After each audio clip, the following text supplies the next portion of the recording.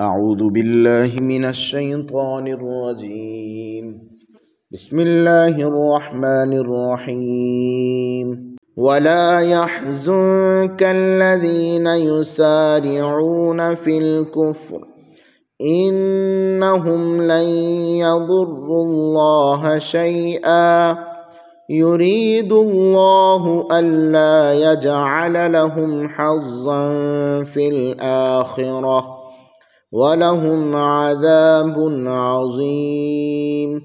إِنَّ الَّذِينَ اشْتَرَوُا الْكُفْرَ بِالْإِيمَانِ لَن يَضُرُّوا اللَّهَ شَيْئًا وَلَهُمْ عَذَابٌ أَلِيمٌ.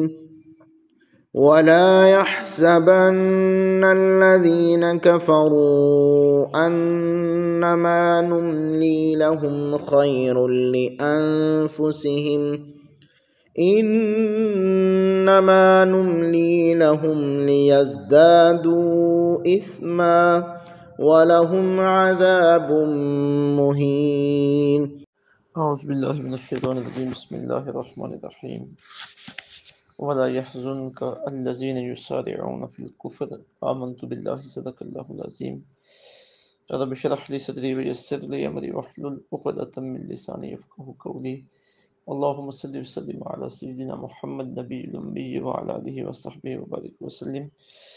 آج کا ہمارا درس قرآن شریف سورہ آل عمران کے آیت نمبر 176، 170 اور 178 پر مشتمل ہے. غزوہ احد کے بعد منافقین کھل کے سامنے آ گئی. آغاز تو غزوہ احد کے درمیان ہی ہو گیا تھا. اس سے پہلے جب عبداللہ بن ابی 300 کے قریب اپنے ساتھی لے کے راستے سے واپس آ گیا تھا، اور پھر جب غزوہ احد ہو گیا تو اس کے بعد منافقین جو اسلام کے پردے میں چھپے تھے انہوں نے کھل مکھلا کفر کا اظہار کرنا شروع کر دیا. تو یہ بات حضور رحمت عالم صلی اللہ علیہ وسلم کے لیے غم اور پریشانی کا سبب بنی. تو اللہ تعالیٰ نے جاتے تھے یہ بات میں حضور کو تسلی دی اور منافقین کی دنیوی اور اخروی صورتحال کو بیان فرمایا. فرمایا ولا یحزن کا، اے محبوب آپ کو غم زدہ نہ کریں الذین، وہ لوگ یسارعون جو جلدی کر رہے ہیں، فی الکفر کفر میں، یعنی جو جلدی کفر میں داخل ہوئے ہیں وہ آپ کو غم زدہ نہ کریں. انہم، بے شک، لن یضر اللہ شیئا، یہ لوگ اللہ تعالیٰ کو کچھ بھی نقصان نہیں پہنچا سکتے. یرید اللہ، اللہ تعالیٰ چاہتا ہے اللہ یجعل، نہ رکھے، لہم ان کے لیے، حظاً، حصہ، فی الآخرہ، آخرت میں، ولہم عذاب عظیم، ان کے لیے بہت بڑا عذاب ہے. ان الذین، بے شک وہ لوگ، اشتروا، جنہوں نے خرید لیا، الکفر، کفر کو، بالایمان، ایمان کے بدلے میں، لن یضر اللہ شیئا، ہرگز نقصان نہ پہنچا سکیں گے وہ اللہ تعالیٰ کو کچھ بھی. وَلَهُمْ عَذَابٌ عَلِيمٌ، ان کے لیے دردناک عذاب ہے. وَلَا يَحْسَبَنَّ، اور نہ خیال کریں، الذین، وہ لوگ، کفروا، جو کفر کر رہے ہیں، انما نملی لہم، کہ ہم جو انہیں مہلت دے رہے ہیں، خیرٌ، یہ بہتر ہے، لأنفسہم، ان کے لیے. انما نملی، ہم تو صرف اس لیے مہلت دے رہے ہیں، لہم، انہیں، لیزدادوا اثما، تاکہ وہ زیادہ گناہ کر لیں. وَلَهُمْ عَذَابٌ مُّهِینٌ، ان کے لیے ذلیل و خوار کرنے والا عذاب. ایک طرف اس آیت میں آقا علیہ الصلوۃ، ان آیات میں آقا علیہ الصلوۃ والسلام کے لیے تسلی ہے کہ آپ پریشان نہ ہوں، ان کا اپنے نقصان ہے، اور ان کا کفر میں جانا یہ اللہ تعالیٰ یا دین اسلام کے لیے نقصان کا سبب نہیں ہے. یہ کفر کی طرف جو جا رہے ہیں یہ در حقیقت جہنم کی طرف ہی جا رہے ہیں. اب دیکھیں 3 آیات میں کہ آخر میں کتنی سختی برتی کی ہے ان کے ساتھ. وَلَهُمْ عَذَابٌ عَظِيمٌ، ان کے لیے بڑا عذاب ہے. وَلَهُمْ عَذَابٌ عَلِيمٌ، ان کے لیے دردناک عذاب ہے. وَلَهُمْ عَذَابٌ مُّهِینٌ، ان کے لیے ذلیل و خوار کرنے والا عذاب. کافر ہونا بہت بڑا ہے دوزخ میں جانے کے سبب، اور پھر کافر بھی ہو ساتھ منافق بھی ہو، پھر تو معاملہ ڈبل ہو گیا کہ ہے کافر، ساتھ مسلمانوں کے سامنے وہ ایمان کا اظہار کر رہا ہے کہ مسلمان اس کے جال میں پھنس جائیں. یہ تینوں آیات میں 3 مرتبہ عذاب کی دھمکیاں دی گئی ہیں. حضور رحمت عالم صلی اللہ علیہ وسلم کی طبیعت مبارکہ نرم تھی. اسلام کے لیے آپ حد درجہ کے حریص تھے، آپ چاہتے تھے کہ اسلام میں اضافہ ہو. تو جب کوئی اسلام سے نکلتا تھا چاہے وہ ظاہری طور پر اسلام کا نام لے وہ جس طرح منافقین تھے تو آپ کے دل ایک دس پہ یہ بڑی گراں گزرتا تھا، اب بہت پریشان ہوتے تھے۔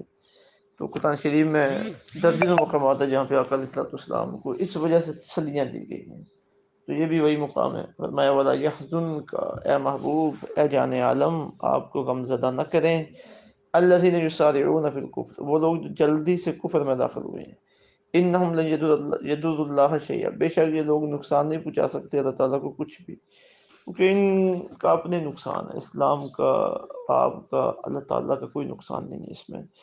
یرید اللہ اللہ یجعل لهم حظا فی الآخرہ، اللہ چاہتا ہے کہ ان کے لیے آخرت میں ذرا برابر بھی حصہ نہ رکھے، مطلب یہ کہ جو ڈھیل دی گئی ہے یہ مزید دوزخ کی طرف کیا جا رہا ہے، اور آخرت میں اہل ایمان کے لیے اللہ کی نعمتوں کے حصے ہوں گے، اور اللہ چاہتا ہے کہ ان کے لیے اللہ کی نعمتوں میں ہماری نعمتوں میں سے کوئی بھی حصہ نہ رہے۔ وَلَهُمْ عَذَابٌ عَظِيمٌ، ان کے لیے عظیم عذاب ہے، بڑا عذاب ہے۔ ان الذین اشتروا الکفر، بے شک جنہوں نے خرید لیا کفر کو بالایمان، ایمان کے بدلے میں۔ اب دیکھیں نا، اسلام کے قریب تو وہ آگے تھے، کلمہ بھی پڑھ لیا تھا، لیکن بدبختی ان کی کہ اس کے اوپر وہ یقین نہیں کر سکے، اور پھر بطور خاص غزوہ احد میں جب اسلام کے ساتھ کھڑے ہونے کا موقع تھا وہ کافروں کے ساتھ کھڑے ہو گئے، غزوہ احد کے بعد مسلمانوں کی ہمت بنانے کا موقع تھا، وہ کفر کے کام میں جا کے کھڑے ہو گئے مسلمانوں کو تکلیفیں پہنچانے کے ارادے سے۔ تو فرمایا کہ یہ وہ ہیں جنہوں نے ایمان کے بدلے میں کفر کو خریدا ہے، یہ کوئی نقصان نہیں پہنچا سکیں گے اللہ کو۔ وَلَهُمْ عَذَابٌ عَلِيمٌ، ان کے لیے دردناک عذاب ہے۔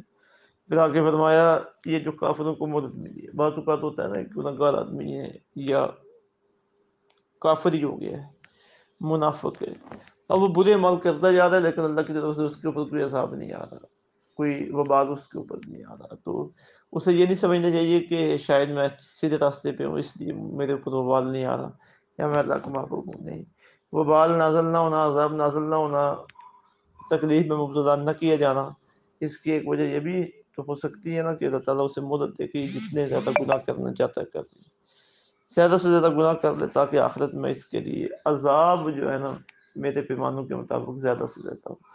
تو یہی بات بیان کی جا رہی ہے وَلَا يَحْسَبَنَّ الَّذِينَ كَفَرُوا، نہ خیال کریں وہ لوگ جو کفر کر رہے ہیں انما نملی لہم، کہ ہم نے انہیں جو مہلت دی ہے خیر الہم، یہ ان کے لیے بہتر ہے، انما نملی لہم، یہ ہم نے مہلت صرف اس لیے انہیں دی ہے کہ لیزدادوا اسما، تاکہ وہ زیادہ گناہ کر لے، وَلَهُمْ عَذَابٌ مُهِینٌ، ان کے لیے ذلیل و خوار کرنے والا عذاب۔ استغفر اللہ ربی من کل ذنب واتوب الیہ۔